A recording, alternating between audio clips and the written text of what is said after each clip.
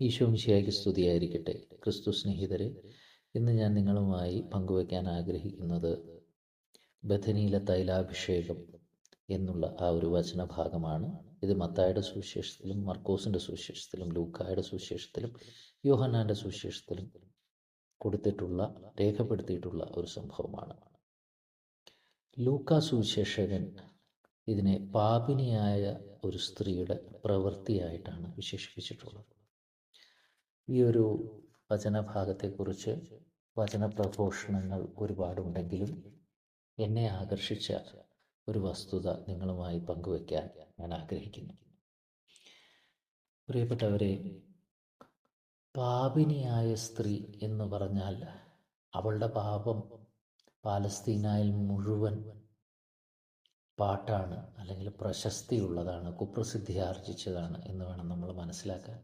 അതുപോലെ കയറി ചെല്ലുന്ന വീട് ഒരു ഫരിസേയൻ്റെ വീടാണ് എന്നാണ് സുവിശേഷകൻ പറയുന്നത്. ഫരിസേയരുടെ പ്രത്യേകത നമ്മൾക്ക് സുവിശേഷത്തിൽ വായിച്ചാൽ കാണാൻ പറ്റും. പാത്രത്തിൻ്റെ വെളിയിൽ തേച്ച് മിനുക്കി പാത്രത്തിൻ്റെ അകം എത്ര അഴുക്കാണെങ്കിലും പ്രദർശിപ്പിക്കുന്നവരാണ്. അതായത് മറ്റുള്ളവരിലുള്ള പാപങ്ങൾ ചൂണ്ടിക്കാണിക്കുന്ന ഒരു പ്രത്യേക ഗണമായിരുന്നു അന്നത്തെ ഫരിസേയർ. അങ്ങനെയുള്ള ഒരു ഫരിസേയ പ്രമാണിയുടെ വീട്ടിലാണ് ഈ പാപിനിയായ സ്ത്രീ കടന്നു ചെല്ലുന്നത്. പ്രിയപ്പെട്ടവരെ, മാനസാന്തരം എന്നുള്ള ഒരു വിഷയത്തിൽ ഏറ്റവും പ്രയാസമുള്ള ഒരു ചുവട് എന്ന് പറയുന്നത് ഞാൻ കണ്ടിട്ടുള്ളത് മറ്റുള്ളവർ തന്നെപ്പറ്റി എന്തു വിചാരിക്കും എന്നുള്ള ചിന്തയാണ്. നിങ്ങൾക്കെല്ലാവർക്കും അറിയാം, ഈയിടെ ആയിട്ട് നമ്മൾ കണ്ടുവരുന്ന ഒരു പ്രവണതയാണ് ഇടവകകളിൽ കുമ്പസാരിപ്പിക്കുവാൻ വെളിയിൽ നിന്നും പുരോഹിതരെ കൊണ്ടുവരിക എന്നുള്ള ആ ഒരു പ്രവണത. പണ്ട് കാലങ്ങളിൽ ഇടവക വൈദികർ തന്നെയായിരുന്നു കുമ്പസാരം കേട്ടുകൊണ്ടിരുന്നത്. ഇടവകയിലുള്ള എല്ലാവരും കുമ്പസാരിക്കാൻ മടി കാണിക്കാതെ പോവുകയും ചെയ്യുമായിരുന്നു. അതിലൂടെ ഇടവക വൈദികൻ യഥാർത്ഥത്തിൽ ഒരു ഇടയൻ്റെ റോളിലേക്ക് കടന്നു വരികയും ഇടവക അംഗങ്ങളും ഇടവക വൈദികനും തമ്മിൽ ഒരു വലിയൊരു ആത്മീയ ബന്ധം സ്ഥാപിക്കപ്പെടുകയും ചെയ്യുമായിരുന്നു. പക്ഷേ ഇന്ന് ഇടവക വൈദികൻ കുമ്പസാരക്കൂട്ടിലിരിക്കുകയാണെങ്കിൽ ഇടവക അംഗങ്ങൾ കുമ്പസരിക്കാൻ മടിക്കുന്നു. കാരണം മറ്റൊന്നുമല്ല, അയ്യോ അച്ഛൻ എന്നെപ്പറ്റി എന്ത് വിചാരിക്കും എന്നും ഞാൻ കാണേണ്ടവനല്ലേ. അതുകൊണ്ടാണ് പലപ്പോഴും ഇടവകകളിൽ പരസ്യമായിട്ട് അനൗൺസ് ചെയ്യേണ്ടി വരുന്നത്, അതായത് ഇന്ന വെള്ളിയാഴ്ച വെളിയിൽ നിന്നും പുരോഹിതർ വരുന്നുണ്ട് കുമ്പസാരിപ്പിക്കാൻ എന്നുള്ളത്. ഏറ്റവും കൂടുതൽ മാനസാന്തരം നടക്കട്ടെ എന്നുള്ളൊരു വിചാരത്തോടെ, ഒരു ശുദ്ധ ചിന്തയോടും കൂടിയാണ് വൈദികൻ അത് ചെയ്യുന്നത്, ഇടവക വൈദികൻ അത് ചെയ്യുന്നത്. അപ്പോൾ എന്തായിരിക്കും ഇതിനുള്ള കാരണം? ഇതിനുള്ള കാരണം മറ്റൊന്നുമല്ല, കൂടെയുള്ള ഇടവകാംഗങ്ങളും അതുപോലെ തന്നെ അച്ഛനും എന്നെപ്പറ്റി എന്ത് വിചാരിക്കും ഞാൻ കുമ്പസാരിക്കുകയാണെങ്കിൽ, ഞാൻ ഉള്ള എല്ലാ കാര്യങ്ങളും കുമ്പസാരത്തിൽ പറയുകയാണ്. ഈ ഒരു പ്രവണത മറ്റൊരർത്ഥത്തിൽ പറഞ്ഞാൽ, കൂടെയുള്ള സഹജീവികളെ മാനസാന്തരത്തിൽ നിന്ന് തടഞ്ഞു നിർത്തുന്നത് നമ്മളാണ്, നമ്മുടെ ചിന്താഗതികളാണ്. പ്രിയപ്പെട്ടവരെ, യോഹന്നാൻ്റെ സുവിശേഷം 11-ാം അധ്യായത്തിലെ ലാസറിൻ്റെ ഉയിർപ്പിനെ കുറിച്ച് നമ്മൾ വായിക്കുന്നതിൽ ഞാൻ ശ്രദ്ധിച്ച 2 കാര്യങ്ങളുണ്ട്. യേശു പറയുന്ന ഒരുപാട് കാര്യങ്ങളിൽ 2 കാര്യങ്ങളിൽ യേശു കൂടി നിന്നവരോടാണ് പറയുന്നത്. അത് മറ്റൊന്നുമല്ല. ഒന്നാമത്തെ കാര്യം, ഗുഹയുടെ മുഖത്തിൽ നിന്ന് കല്ലുരുട്ടി മാറ്റാൻ. 2, ഉയിർത്ത ലാസറിനെ കെട്ടുകൾ അഴിച്ചുവിടാൻ. പ്രിയപ്പെട്ടവരെ, മരണത്തിൽ നിന്ന് ഉയിർപ്പിച്ച യേശു മിശിഹായ്ക്ക് ഗുഹയുടെ കല്ലുരുട്ടി മാറ്റാൻ മറ്റുള്ളവരുടെ സഹായം വേണോ? അതുപോലെ തന്നെ ലാസറിനെ ഉയിർപ്പിക്കുന്ന സമയത്ത് തന്നെ അവൻ്റെ കെട്ടുകൾ പൊട്ടിച്ച് അവനെ ഉയിർപ്പിച്ചാൽ പോരായിരുന്നു?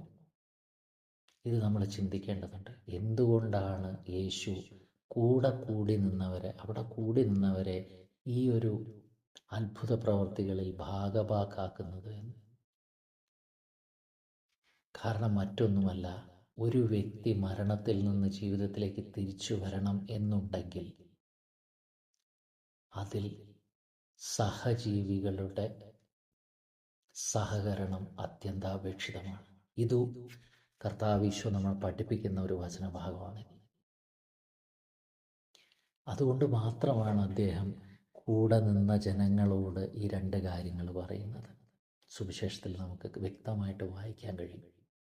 പാപം മരണം നൽകുന്നു, പാപത്തിൽ മരിക്കുന്നവർ യേശുവിൽ ഉയിർക്കുന്നു, കുമ്പസാരം എന്ന കൂദാശയിലൂടെ. എന്നാൽ കുമ്പസാരം എന്ന കൂദാശയിലൂടെ മാനസാന്തരം സംഭവിക്കണമെങ്കിൽ അതിൽ സഹജീവികൾക്ക് വലിയൊരു പങ്കുണ്ട്. പ്രിയപ്പെട്ടവരെ, പാപിനിയായ സ്ത്രീ ഫരിസേയന്റെ വീട്ടിൽ കടന്നു വരുമ്പോൾ നമുക്ക് കാണാൻ സാധിക്കുന്നത് താരതമ്യപ്പെടുത്താൻ സാധിക്കാത്ത ഉദാത്തമായ ധൈര്യത്തിൻ്റെ ഒരു ഉദാഹരണമാണ്.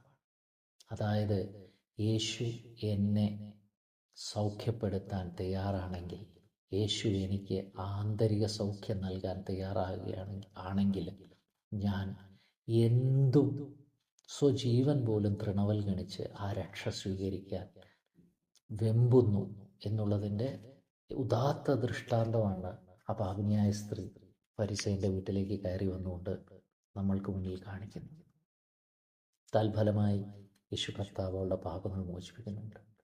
അപ്പോൾ ഈ വചനഭാഗം നമ്മളെ രണ്ട് കാര്യങ്ങളാണ് പഠിപ്പിക്കുന്നത്. ഒന്ന്, നാം നമ്മുടെ ആത്മാവിൻ്റെ രക്ഷയെ ആഗ്രഹിക്കുന്നുവെങ്കിൽ മറ്റുള്ളവർ എന്ത് വിചാരിക്കും എന്നുള്ള കാര്യം നമ്മൾ ചിന്തിക്കാനേ പാടില്ല.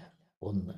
രണ്ട്, ഏതെങ്കിലും ഒരു ആത്മാവ് രക്ഷപ്പെടാൻ ആഗ്രഹിക്കുന്നുവെങ്കിൽ നമ്മൾ വാക്കാലോ മനസ്സാലോ പോലും ആ രക്ഷയ്ക്ക് തടസ്സമാകരുത്, കുറ്റം വിധിക്കരുത്.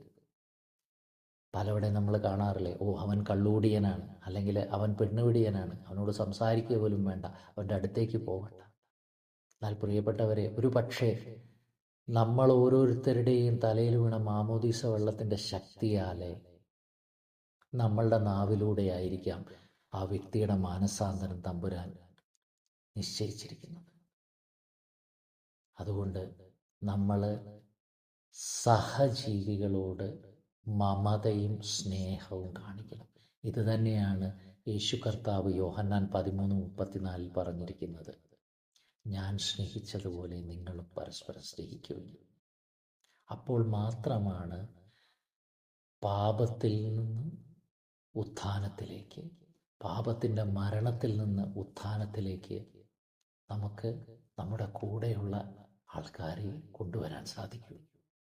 അങ്ങനെ മാത്രമേ ക്രിസ്തുവിൻ്റെ സ്വർഗരാജ്യം ഭൂമിയിൽ വരികയുള്ളൂ.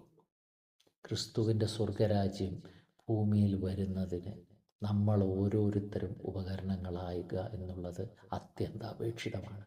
അതാണ് ഓരോ വിശ്വാസിയുടെയും ചുമതല. നിങ്ങളെല്ലാവരെയും യേശു തമ്പുരാൻ സമൃദ്ധമായി അനുഗ്രഹിക്കട്ടെ. അമ്മയുടെ നീലക്കാപ്പയിൽ നിങ്ങൾക്ക് എല്ലാവർക്കും സംരക്ഷണം ലഭിക്കട്ടെ. യേശുവേ സ്തോത്രം, യേശുവേ നന്ദി, യേശുവേ ആരാധന, യേശുവേ മഹത്വം.